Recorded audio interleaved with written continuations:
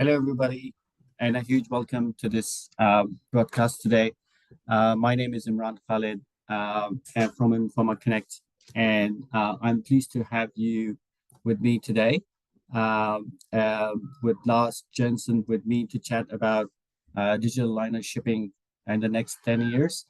So before we go any further, I want to let you know that this broadcast is going to go about 30 minutes or so, during which Lars will share some beneficial information with us. And after that, Lars and I are happy to stay online to answer any questions you may have or any specific challenges you may have you wanted to discuss with Lars during the Q&A session.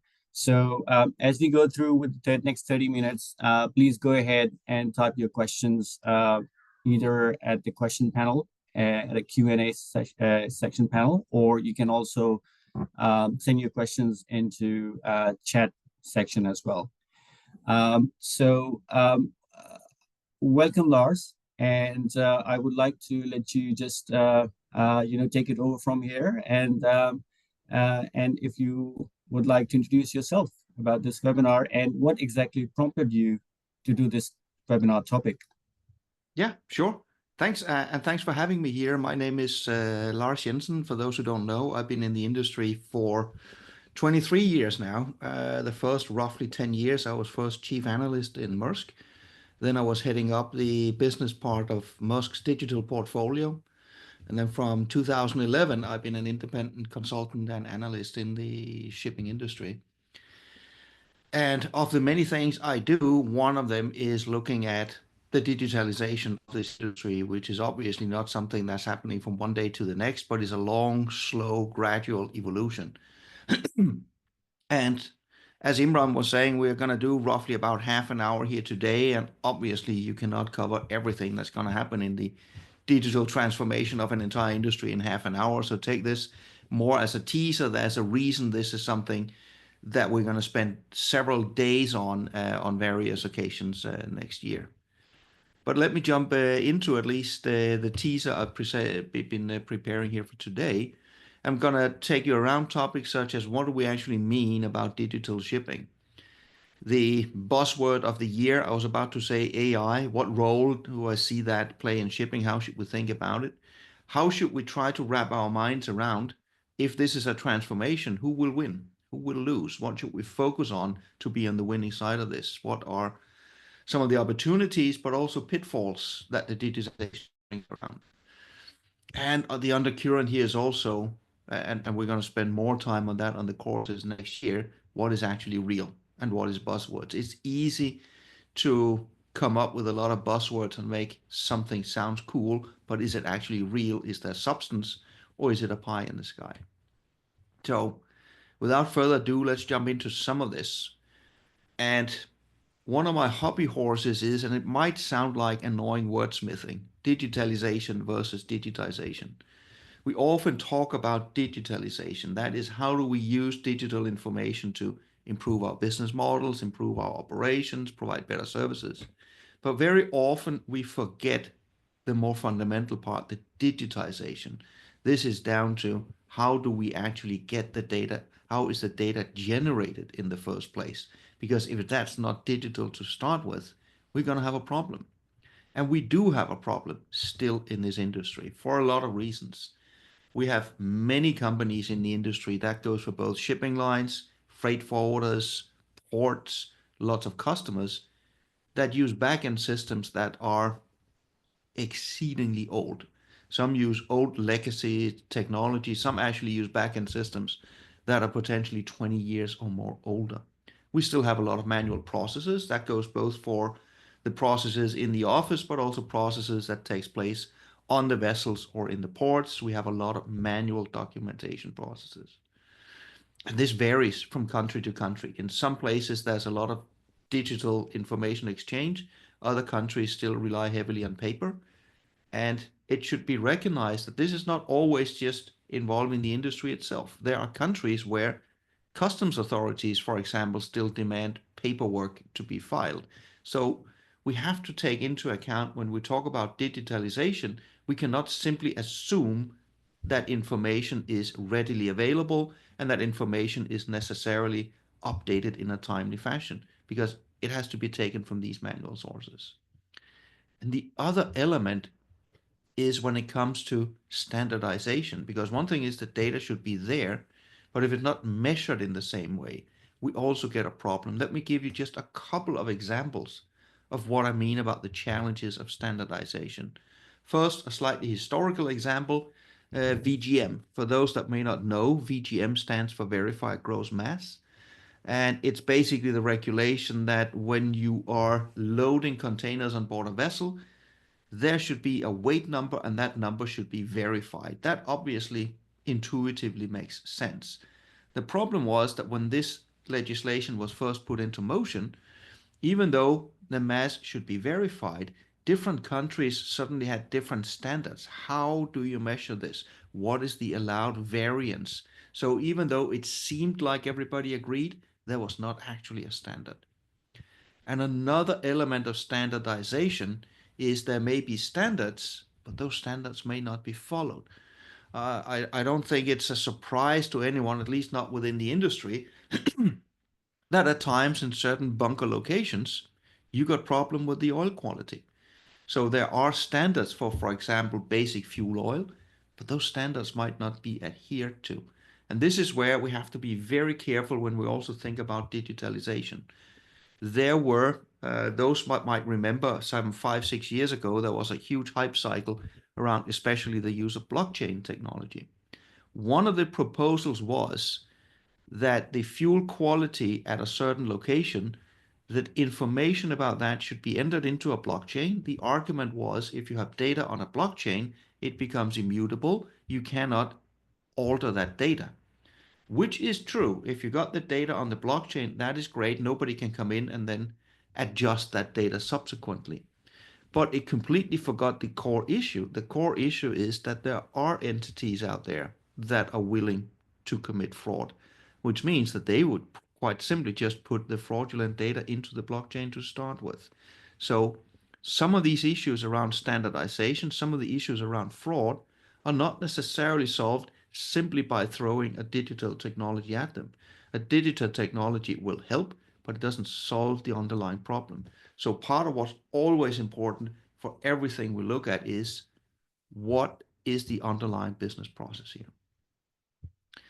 Standards is something that was sorely lacking in container shipping, especially prior to the pandemic. This is actually changing. Just before the pandemic in 2019, the DCSA, or the Digital Container Shipping Association, was established. It was actually established by most of the large container lines. And the charter they have is in reality as simple as it is important. Create common standards. As an example, one of the first standards they were looking at is something as phenomenally simple as when did a vessel arrive in port? That sounds obvious, but it isn't. Do we measure at the time where the vessel arrives at pilot station? Do we measure at the time when it arrives at berth? When it is actually has completed berthing operations? Do we measure when we take the first cargo off? There's a lot of different ways you can define this. And across the major container lines, one of the issues was even container lines that moved cargo on the physical same vessels would show different schedules. And that, of course, makes it very difficult for information to be shared and also get an overview for shippers. So their charter is bring these standards in and get them to life, which they've actually accomplished quite a lot over the last 5 years. Their key focus right now is on 2029, where there is now a target from the main container lines that by 2029, the vast majority of bills of lading should actually be electronic.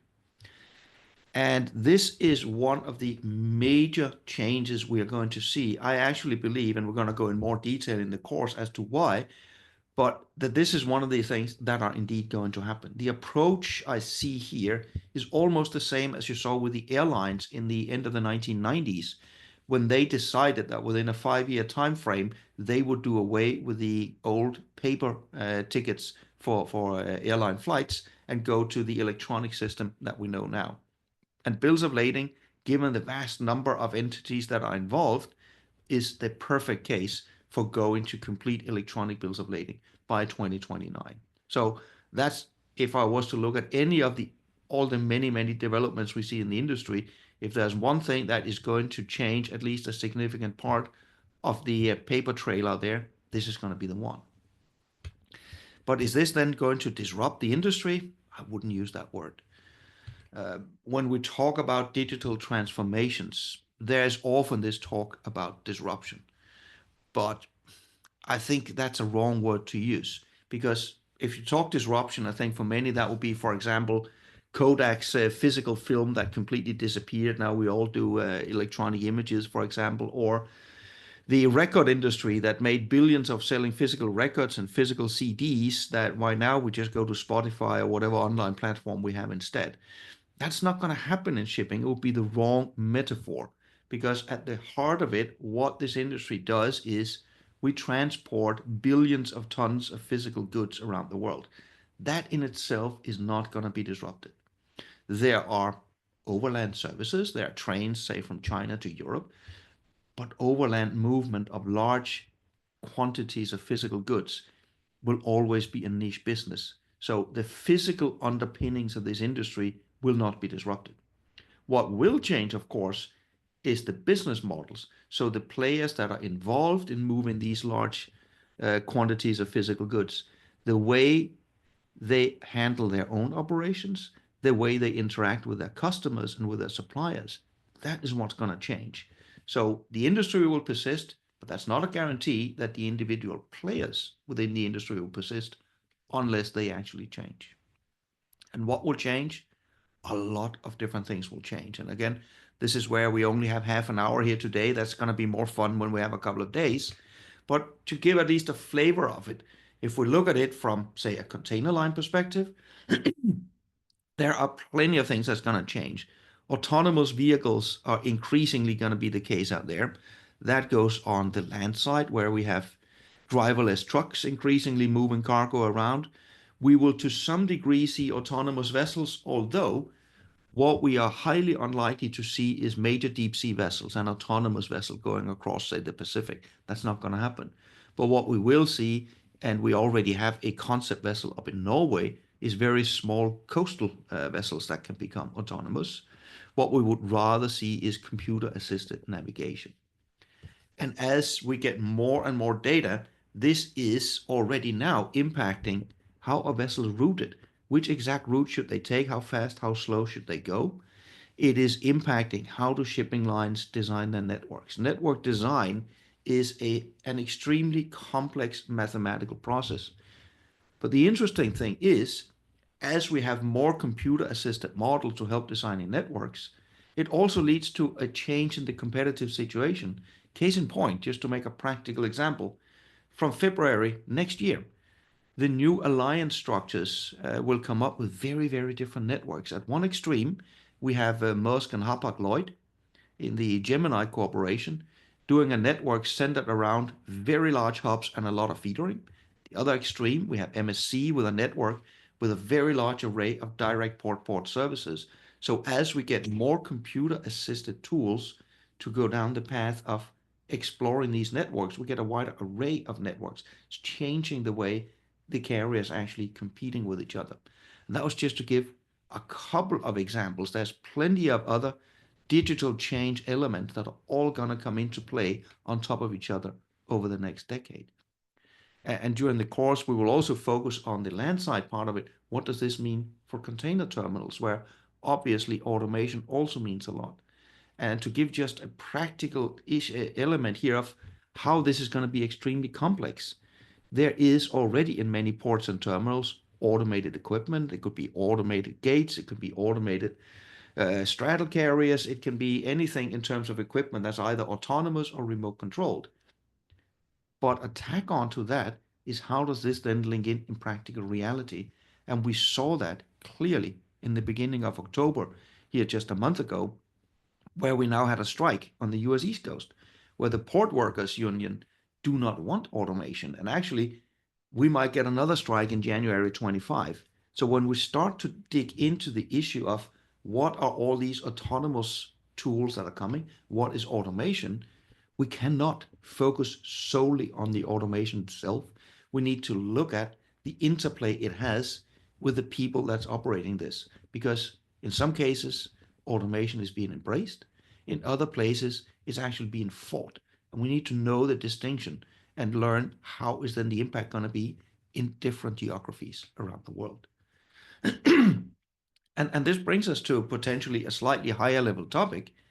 Will we get a competitive advantage out of automation? And now I use automation in the most broad term possible. So it's not just about, say, autonomous vessels or autonomous vehicles. It's also automation in terms of moving information. Could be the electronic bills of lading, for example. And the way to think about this is the more we automate something, the more we make it a commodity. Because automation, in terms of also informational exchange, is going to be table stakes. If you automate part of your business processes, it will not give you a sustainable competitive advantage. It won't. If it can be automated, then everybody can do it and everybody will do it. So it's more a matter of looking at the digitalization this way. If something can be automated, you have to do it, because otherwise, rest assured, your competitors will do it and you will now have a disadvantage in terms of competition. But coming back to my key point, it's table stakes. It will not give you a competitive advantage. Where the advantage will be is in exception handling, or you could call it customer service. It's either when something no longer goes according to plan, what do we then do? Or if the customer has specific needs that don't quite fit the automated model, how do you help them best possible? So the more we automate, the more we get into a situation that the quality of our people becomes ever more important. It's the people that's going to be the core source of a sustained competitive advantage for all companies in the shipping sector. And if people become important, it becomes increasingly important. It becomes increasingly important that we are able to present all of this information to the people in a way that they can actually use. I mean, it's got many words. Decision cockpits is just one of the words, but it is a matter of then thinking through. One thing is all the analysis and information that we can get from our computer models, but how do we then present it in a way so our people can make sense of it and actually use it actively when they make their decisions? And we're skirting then on the topic of artificial intelligence. Will AI take over from our people? It's a valid discussion. We're going to dig more into depth, but overall, the answer to a large degree is still going to be no. What AI is extremely good at is analyzing huge, complex sets of data very, very rapidly. We are already outcompeted as people on that one. But what the AI is not necessarily good at is making a commercial decision in terms of if there are 4 different options, which one is necessarily the best. What it can do is and say, well, if you switch the order of these port calls, you can reduce your cost.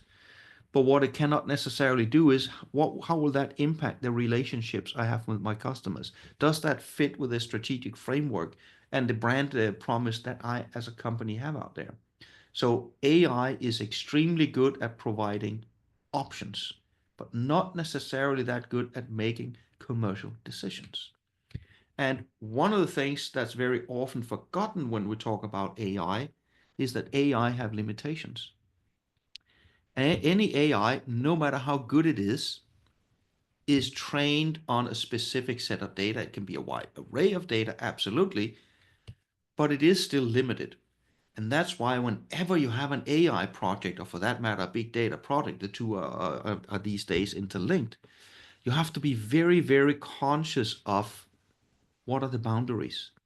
So if you trust an AI's analysis, has that analysis been performed within an array where it actually has knowledge? Because the AI will not itself tell you, by the way, you're asking a question I know nothing about.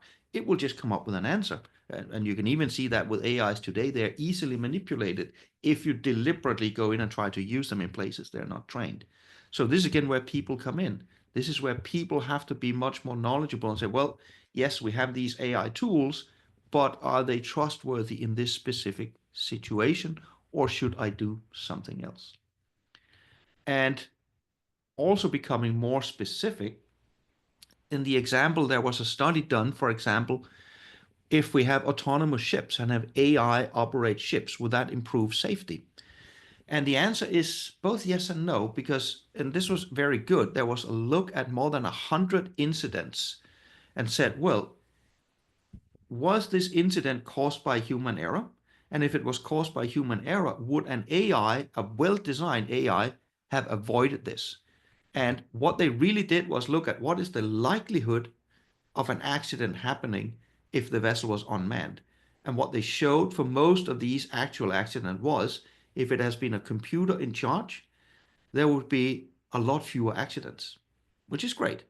However, and this is important, then they looked at it and say, but for the accidents that would then happen, what would the consequences be?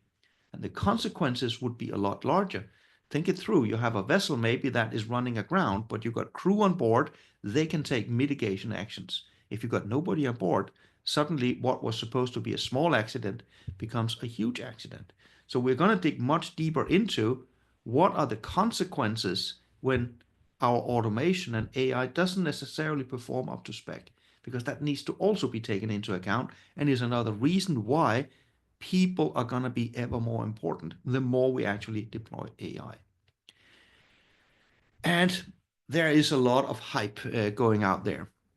And I was about to say I could spend the entire day. That is one of the reasons we got a 2-day course, is what is actually real out there. There is a lot of tools out there that is being hyped as AI, which is not necessarily AI, but it's just good old-fashioned normal computer modeling, I would call it. In some cases, it's more an idea and it's only in small-scale testing. It might not actually be ready for prime time. But we're going to look more into that. There are clearly elements that are real, but also elements that are hype. We will also spend a little bit of time on cybersecurity, because as we become more and more dependent on digital tools, and we will become more dependent, the more it becomes important that we also are very, very clear on what are the risks and how do we mitigate the risks. And that the risks are real. I mean, there's no shortage of examples out there. Let me just bring up 4. We had the attack in 2017 that basically brought Musk completely off the grid for about a week due to a cyber attack. And incidentally, nobody attacked Musk in 2017. Musk was purely collateral damage. 5,000 companies were hit in what was, in essence, a Russian cyber attack on the state of Ukraine. We had an attack, that's another good example, of the port in Antwerp in 2011 by drug smugglers. The interesting part was they were able to use access to the port terminal operating systems for about a year before it was even discovered. Last year, there was a Dutch company that provides surveillance software for vessels. They were actually attacked, and suddenly a lot of vessels, about 1,000, were at risk throughout the world. Or we had the DP World in Australia with ports shut down for several days just last year. We could go on and on. Every single year, there are many examples that this is indeed going on. And if we think that the industry is going to be more and more automated, that of course also means we can learn from some of the industries adjacent to our own. A large oil company like Saudi Aramco, they suffered a cyber attack, that's even 10 years ago, where all of their computers were destroyed. They literally had to go out and physically buy new computers. We have had cyber attacks against the Iranian nuclear program. The interesting part about that was the virus that was specifically designed to attack those nuclear centrifuges was so viable that it has since spread globally. And even to this day, it still shows up in hardware around the world because it is just extremely difficult to eradicate. We, of course, have had multiple cases now of cars getting hacked. If you can hack cars, you can hack ships, you can hack computer, you can hack gantry cranes. Any piece of hardware today that has a microchip is potentially at risk if you're not in control of what you do. And it's not just a matter of saying, fine, then somebody will have ransom. You can actually cause physical destruction. There was a cyber attack a few years ago against a steel mill in Germany. And if you can override the security features, you could actually cause that one to destroy itself physically, which is exactly what happened. So we have to take this serious. There was an in-depth study done in 2023, specifically in the maritime industry.